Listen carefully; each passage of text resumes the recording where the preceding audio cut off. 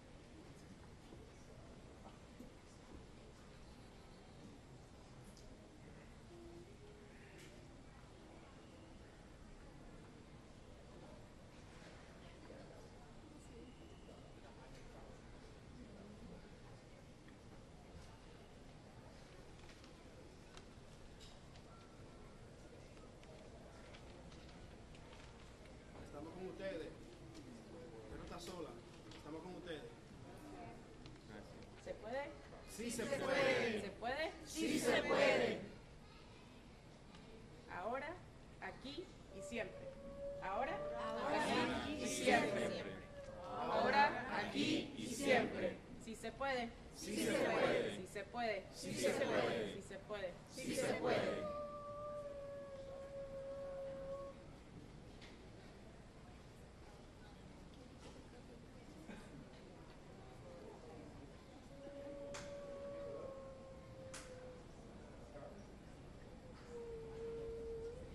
El pueblo unido jamás será vencido. El pueblo unido jamás será vencido. The people united will never be defeated. The people united will never be divided. El pueblo unido jamás será vencido. El pueblo unido jamás será vencido. ¿Se puede? Sí se puede. ¿Se puede? Sí se puede. ¿Se puede? Sí se puede.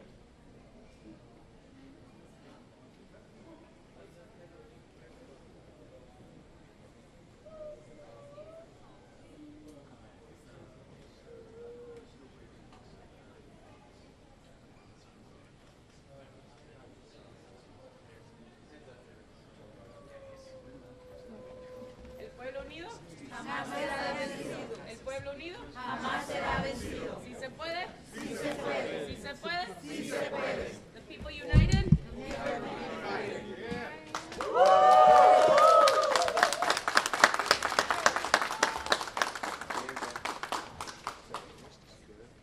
¿Sí se puede? Sí se puede. ¿Sí se puede? Sí se puede. El pueblo unido jamás será vencido. El pueblo unido jamás será vencido.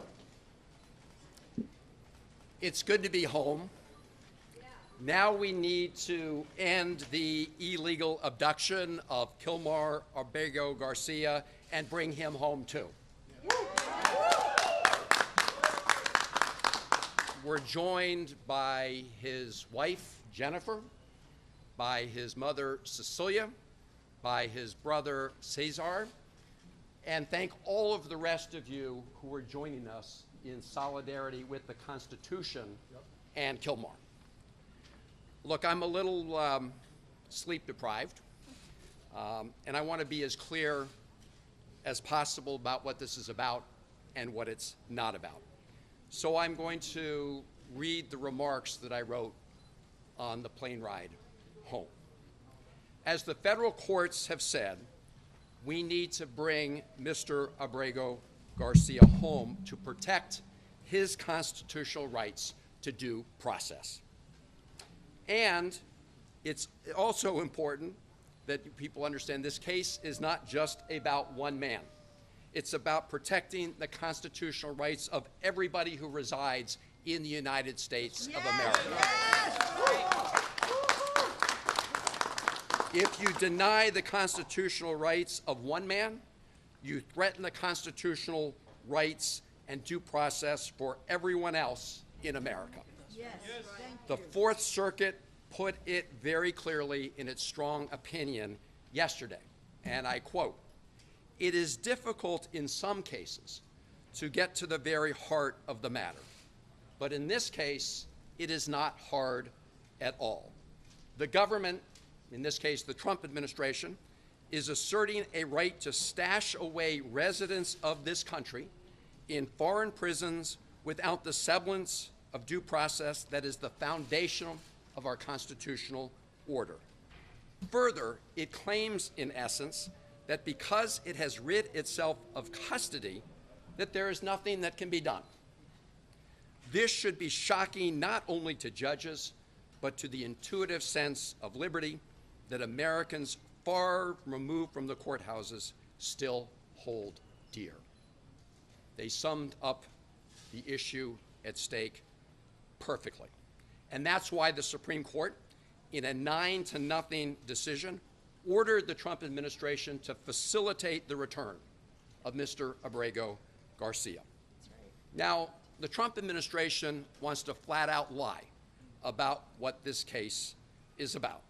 They want to change the subject. They want to make it about something else.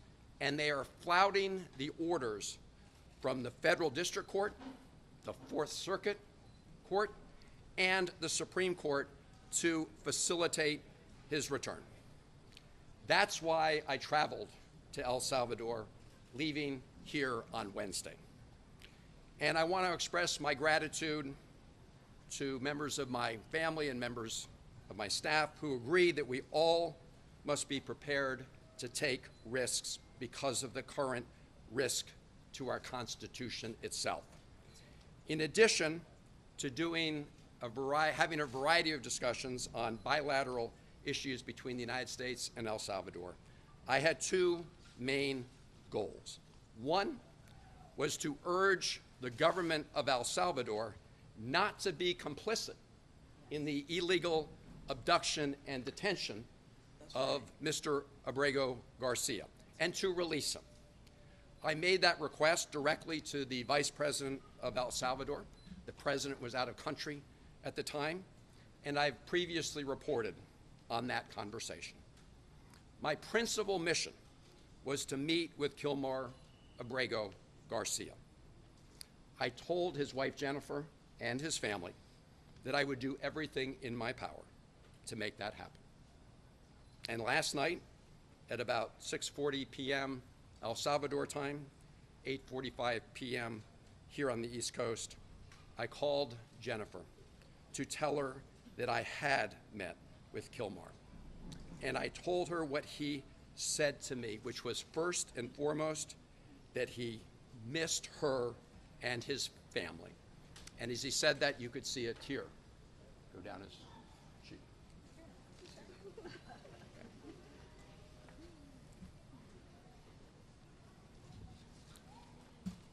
Now, getting a meeting with Kilmar was not easy.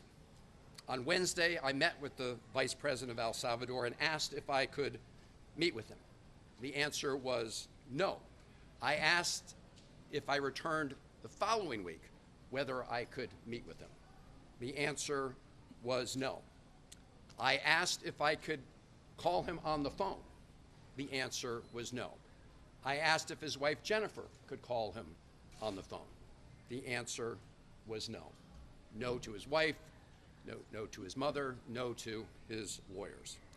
So the following day, which was yesterday, I decided to give it another try by driving to CCOT.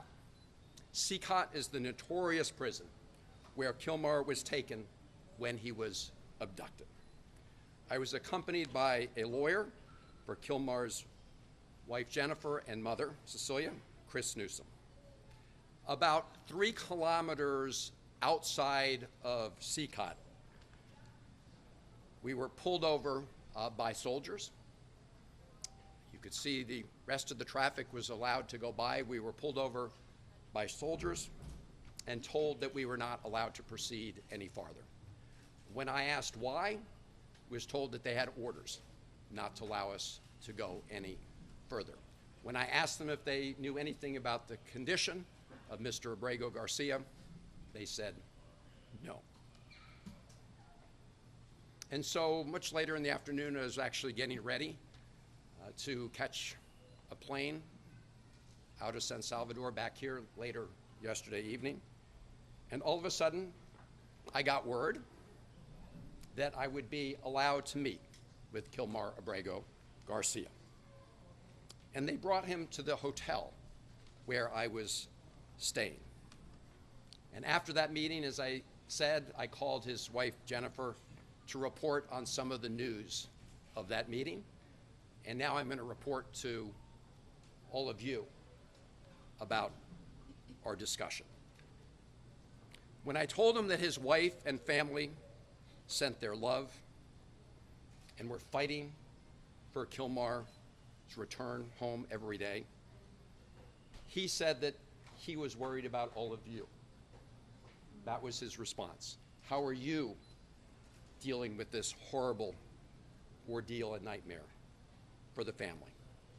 He said that thinking of you, members of his family, is what gave him the strength to persevere, to keep going day to day, even under these awful circumstances.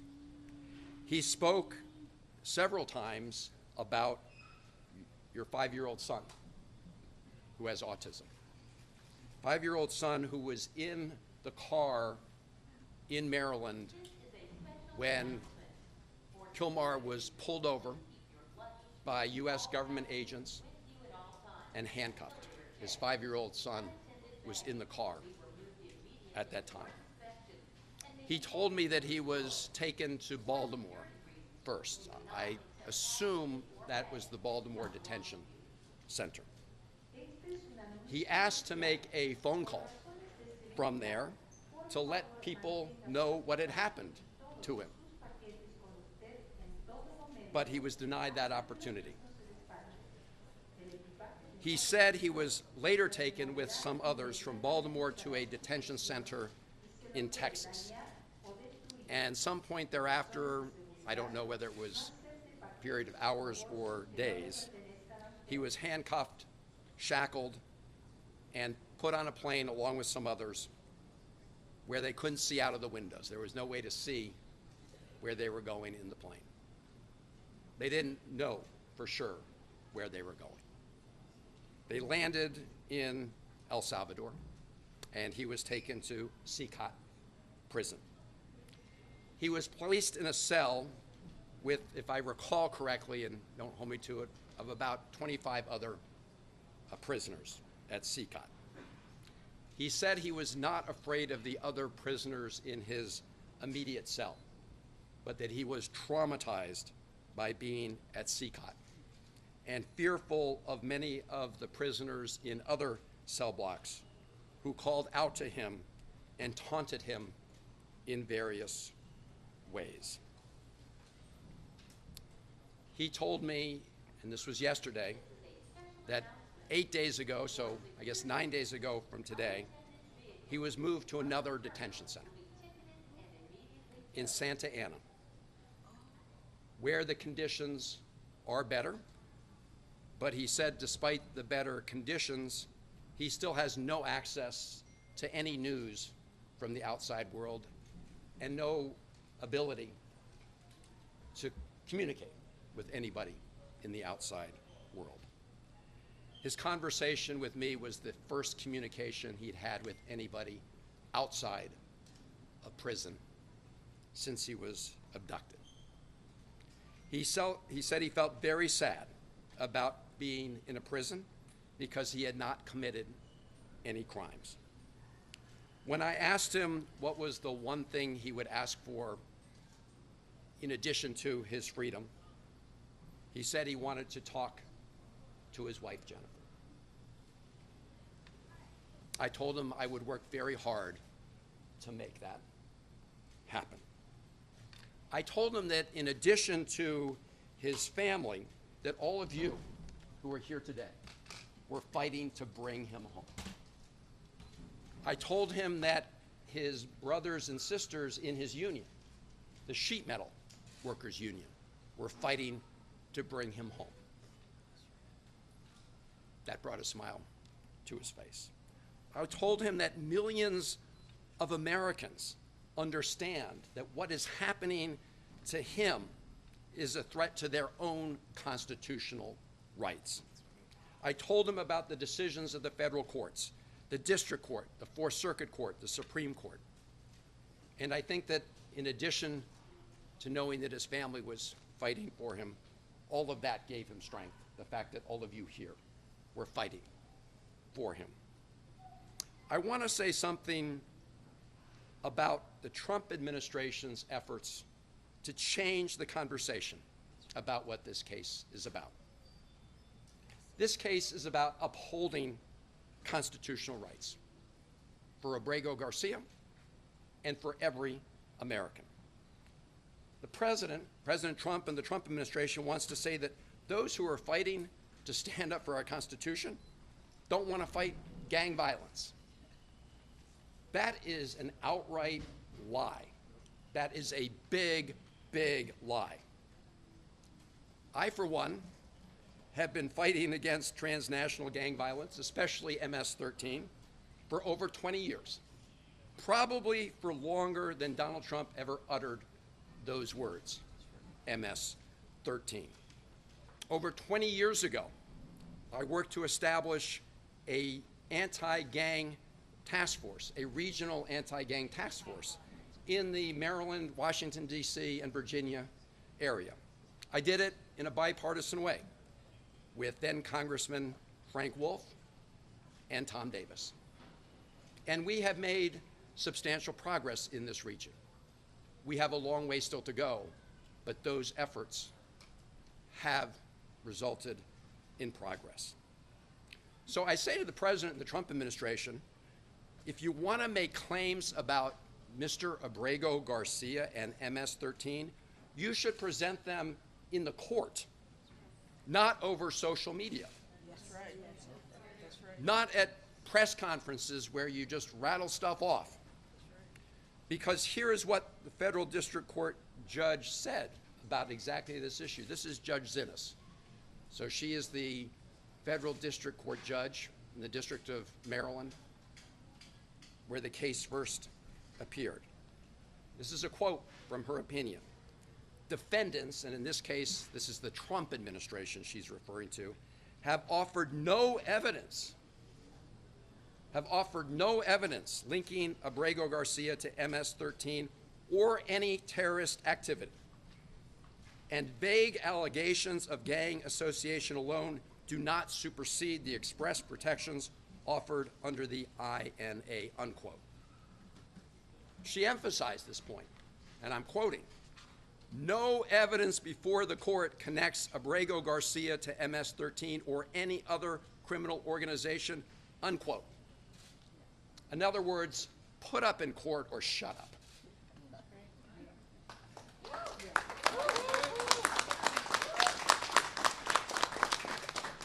What the Trump administration did admit in court was that Kilmar Abrego Garcia has been mistakenly detained. They called it a, quote, administrative error, unquote. An administrative error that has resulted in him being abducted off the streets of Maryland and put into prison in El Salvador, that has deprived him of his personal freedom and liberty. But rather than fix this grievous error that they agreed had been made in court, what did the Trump administration do? They upbraided and fired the lawyer who told the truth to the court. That's right. That's what they did. They didn't fix the error. They fired the lawyer who told the truth about this awful, egregious mistake. And now, despite the fact that the Supreme Court has ordered the Trump administration to fix that error, that has deprived Mr. Abrego Garcia of his liberty, they are flaunting, the administration, the Trump are flaunting the court order to facilitate its return. And the government of El Salvador is complicit in that illegal scheme. Yes. So we need to hold both of them accountable, and we can talk more about how to do that. But as I said at the beginning, this case is not only about one man, as important as that is. It is about protecting fundamental freedoms and the fundamental principle in the Constitution for due process that protects everybody who resides in America. This should not be an issue for Republicans or Democrats. This is an issue for every American who cares about our Constitution, who cares about personal liberty, who cares about due process, and who cares about what makes America so different, which is adherence to all of those things. This is an American issue. Now I just want to take a moment. I hadn't planned to do this, but as I was landing on the airplane, I got a transcript of some questions President Trump was asked at the White House today about what I would call Margarita-gate. I don't know if you guys have been following this, but President Bukele, after I met with Kilmar, did this tweet showing us at a table with these two glasses. So here's what happened.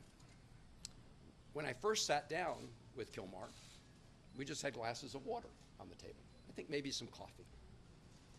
And as we were talking, one of the government people came over and deposited two other glasses on the table with ice, and I don't know if it was salt or sugar around the top, but they look like margaritas. And if you look at the one they put in front of Kilmar, it actually had a little less liquid than the one in front of me, to try to make it look, I assume, like he drank out of it.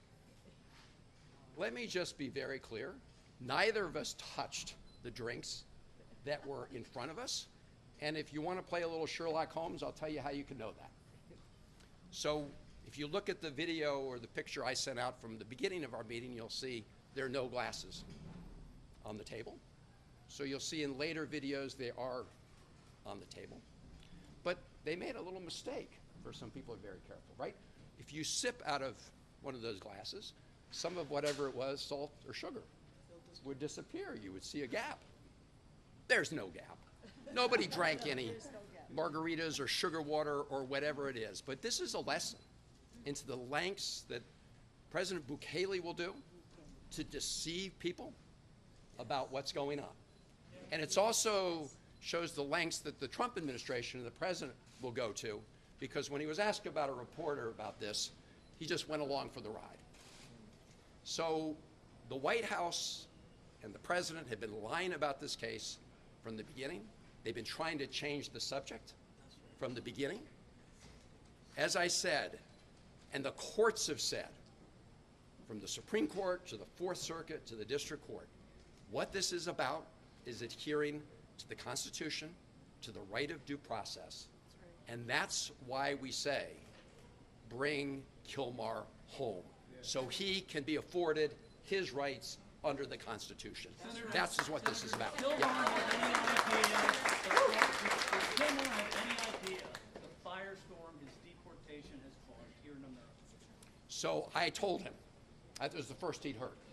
You can address the camera. Sure. The first he heard is that after I told him that his family was fighting for him, I told him everybody else that was fighting for him, including his union members, but also people from across Maryland, in fact, across the country, who recognize that depriving Kilmar of his constitutional rights is a threat to everybody who resides in America. He had not heard that. I believe that gave him additional strength. Senator, what did Abrego Garcia say that the officials in El Salvador told him about why he was sent to that prison and how long he would be there? They haven't told him anything about why he was sent. Or how long he would be there? They didn't tell him anything about that. And In fact, I asked the vice president exactly that question. You know, why is he here? Is he violating any laws in El Salvador? Do you have any proof that he's committed a crime? No. Why is he here? Because the Trump administration is paying us to keep him here.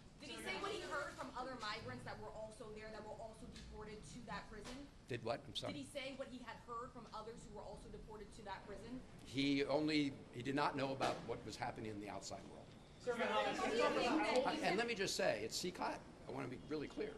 At CCOT, they don't let any of the prisoners have access to the outside world.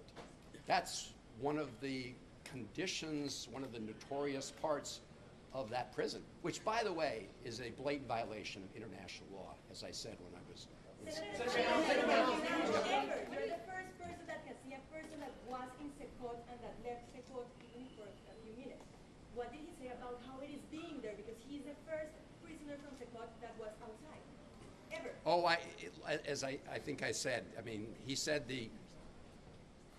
what he said was that it was his best guess that most of the cells were packed with about 100 people. I asked him why. He said when they take a roll call during the day, people have to call out their names from different cells. As I said, in his cell, I believe there were about 25 people until he was moved. But as I said, while he wasn't fearful of the other prisoners in his own cell, he was fearful about the taunts that he received from other prisoners in CCOT. Go here and then here, sorry. Okay, go ahead. What do you think you've achieved with this trip, and what's next in terms of getting him actually released and sent back to the United States? Well, the first thing was to accomplish what his mother and family were really desperate to learn, which is that he's alive. I hadn't heard a thing about him. That for someone who's, he's obviously in a terrible situation. As I said, he's experienced trauma. He said he's sad every day. But I think this persistence resulted in having this chance to meet with him, to begin to get a little bit of his story. And I think it is the first step to ultimately bringing him home as the Constitution requires. Go here. Did you have a sense of his health, his well-being? Did you get any indication that he'd been abused? I did not get that sense. Look, you never know, but I asked him if he was okay. He said yes. He said he has I think a blood pressure condition. He has seen a doctor. So, you know, on a very cursory examination, he appeared okay. Now, I will say, just to be clear, there was some negotiation about the terms of this meeting, and we were kind of surrounded by video cameras. So I do want to say that was the setting he was in. I should also just say, you know, I'd mentioned the fake margarita scandal. They actually wanted to have the meeting by the side of the pool, right, in the hotel. Just, right. I mean, this is a guy who's been in CCOT. This is a guy who's been detained. They want to create this appearance that life was just lovely for Kilmar, which of course is a big fat lie. Yeah. Have you been having any conversations over the course of the last 48 hours? I know you've been busy in El Salvador with Trump administration officials. Was there any indication, maybe with the administration, that they were more flexible than what they were saying publicly? I have not. I did have a meeting with folks at the American Embassy there, and I really want to applaud them and every member of the Foreign Service and State Department in El Salvador and everywhere around the world. I co-chair the Foreign Service Caucus, and I have a deep appreciation for what they do. I asked them if they had received any instruction from Washington to help facilitate the release of Kilmar. The answer was no. I asked them if they had made any attempt to reach out to him. The answer was no. So it's very clear that the President and the Trump administration are blatantly, flagrantly disagreeing with, defying the order from the Supreme Court. Can you talk about who from the Salvadorian government contacted you to facilitate this meeting? You mentioned that there were terms associated with the meeting. Were you told not to reveal any details from the meeting until you came back to the United States? And were you at all concerned for your safety in and around this meeting taking place, or at any point during your time in El Salvador? So I was not concerned about my safety at this meeting. And I will say, you know, obviously there's a lot of uncertainty when you're approached by soldiers and have your car pulled over to the side of the road and told you can't go any further. But I will say that the soldiers acted professionally, okay, in their encounter with me. They had their orders. They implemented their orders. In terms of, I'm sorry, what was the first part? The meeting, how the meeting came to be, who contacted you? So the meeting, they reached out to say they would meet the Salvadorian government. Look, in El Salvador, everything happens because Bukele says it could happen. And if you look at the video he sent out right afterwards with the fake margaritas, you can see that all of that was a setup, okay? So that's why. And as to how I was notified, their message was transmitted to me through the embassy. Senator, the Vice President, are you able to say anything about the agreement I'll go that the right United here, and then I'll go right there.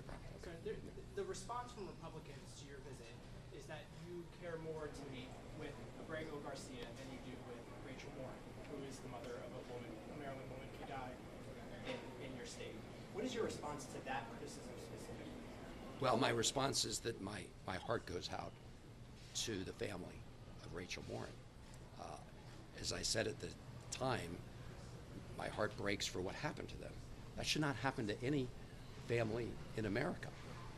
And I am very glad that a court of law convicted her killer and is going to punish her killer in a court of law. The reason we have courts of law are to punish the guilty, but also to make sure that those who have not committed crimes are not found guilty and arbitrarily detained. In other words, everybody has due process. So the effort by the Trump administration to try to conflate these two issues goes to the heart of what I was just talking about, their effort to change the subject. But again, to the Morin family, we have 3 children. I cannot imagine losing a child and the heartbreak that caused, and it should not happen. And my heart breaks for everybody in Maryland or America who has lost a loved one to violence, regardless of the perpetrator. Senator, in your meeting with the Vice President, were you able to glean any information about the United States agreement with El Salvador related to the detention facility, the terms, how much we pay, if the government has any say whatsoever what happens inside, correct? So I didn't learn that directly from the Vice President, but I have learned about the commitments that have been made. So the Trump administration has promised to pay El Salvador $15 million to detain these prisoners, including the illegally abducted Kilmar. My best information, and it's pretty good, indicates that to date they've paid out more than $4 million of that $15 million. As to the terms of an agreement, I've not seen an agreement. I don't know whether there is an agreement that specifically spells out the terms and conditions here. I am aware that there was some document that memorialized the payments, but again, I do not know in any way if it goes through the details. Senator, what's the next step here in light of the defiance or perceived defiance from the Trump administration? What does Congress do? So, everybody asks those of us who are Democratic senators whether there's any bottom line where Republican senators will say enough's enough and won't simply continue to be rubber stamps for the Trump administration. So far, we haven't hit bottom. In this case, we have what I believe is an outright defiance of the Supreme Court. People still may want to hang their hat on the fact that it hasn't been completely adjudicated. As you know, the federal district court judge has ordered depositions of the administration officials. The Trump administration appealed it. That's what the Fourth Circuit decision was all about. That may well go to the Supreme Court. I don't know if the Trump administration is appealing that. So the question is there any point when the president is violating the Constitution of the United States that Republicans will stand up for the Constitution rather than just continue to do the bidding of the Trump administration? When it comes to Congress. But let me say something on that. Not totally powerless, because appropriations need to go through the Congress. And that $15 million, you can be sure we're going to be looking for where it is, because that wasn't authorized in previous appropriations. We're operating under a continuing resolution. Now, they may try to pretend they can transfer that, but there's some indication that they were planning anyway until now to make that as part of their request. And you can be sure that I won't support the use of 1 penny of taxpayer dollars to keep Abrego Garcia illegally detained in El Salvador. And so as part of that process, yes, Democrats, at least in the Senate, have some sway. Now, I want to say something about the government of El Salvador. They are making a huge mistake. They want to brand themselves as a country for technology. The president said, Bitcoin is legal tender.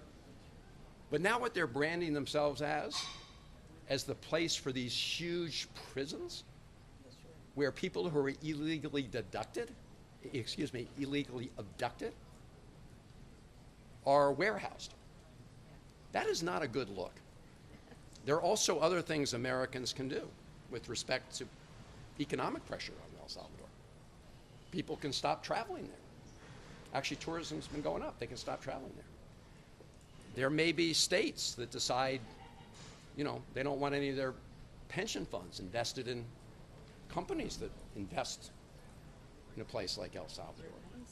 So there are many things that can be done, and I just urge the president of El Salvador, the vice president of El Salvador, to rethink whether they want to become the place that just gets paid off for being complicit in this illegal scheme. Senator, have you talked to your colleagues? Have you talked to your colleagues who plan to go down? Okay, we'll do. We're gonna do two more. We'll do two more right here. Senator, why did the Salvadoran government reverse itself on allowing you to meet with Mr. Abrego Garcia after telling you no? And also, do you have a sense of why the government transferred Mr. Abrego Garcia from CCOT to this other prison in Salvador? Yeah. Well, I think the reason they relented is pretty clear. They were feeling the pressure. I mean, they were feeling the pressure because while I was in El Salvador, we had two major press conferences that included the local press who reported on this. And I think that they decided that it was not a good look to continue to detain Abrego Garcia without anybody having access to him. There's no other explanation for the fact that they said no, no, no, no, no, and then prevented us from going to the prison. So that's why. I'm sorry, what was the second part of your question? The second part, why, and welcome home. Why did they transfer him from CCOT to another prison? Oh, well, I mean, number one, I will say, my main request was to meet with him. And as I said, he's no longer at CCOT. So he's at a different prison, which is pretty far outside of San Salvador. But in addition to that, I didn't even know that. I mean, so as we all thought he was at CCOT. I mean, until I met with him, thought it was. That's why I tried to go to CCOT. So I think that's why they brought him. He wasn't brought him to see me. Do you think Senator, do you what think if that you the have White any House- party do you check think to that the White House- deportations like this? Do you think Have you that the White spoken- House was involved at all in facilitating this meeting? Or do you think this I was do the not. administration? I do not. Do you think that I have no basis for that. Have you spoken to any of your colleagues who say that they plan to go down now that the president has seemed to shut the door, let you meet with them, but he said he's going back to detention and will not return? Or have you spoken to them, and what do they hope to accomplish going forward? So I've told the vice president of El Salvador that I may be the first senator or member of Congress to be in El Salvador, to come down to El Salvador, but I won't be the last. And there are others coming. I've got to give them a call after this meeting to brief them on my trip. But this goes back to the fact that, you know, El Salvador is making a big mistake. President of El Salvador is making a big mistake in being complicit in this illegal scheme. How long did you meet for? How long did you sit? We met for over half an hour. There was no an Senator, hour. what else can your An Democratic hour. colleagues do to prevent future illegal deportations like this? You Right, mentioned so- the International Covenant I on mean, Civil and last one, Political yeah. Rights. Yes. Do you think that, and El Salvador is a party to that, do you think that you're mentioning that as part of what facilitates? I think it could have been a factor because they are in blatant violation of that requirement, that international law requirement. Not only in this case, but actually in all of these cases, because I said the policy at that prison, CCOT, is to have no communication, not with your lawyer, not with your family, with nobody. That is a violation of international law. And as I mentioned, El Salvador is a signatory to that. Thank you all very much for being here. And most of all,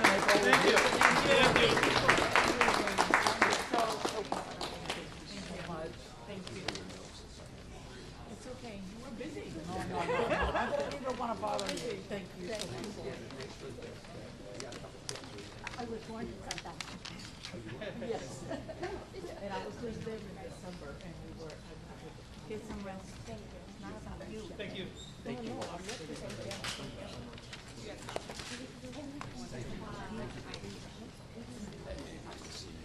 don't know, but I over there because I went over there.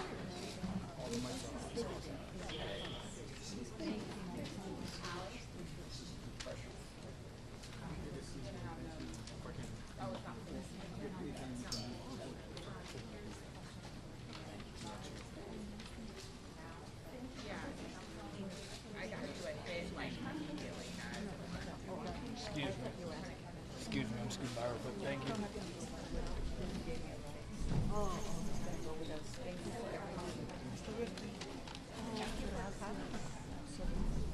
this together. Se puede. Sí se puede. Sí se puede. Se puede. Sí se puede. Se puede. Sí se puede. Se puede. Sí se puede. Se puede. Se puede.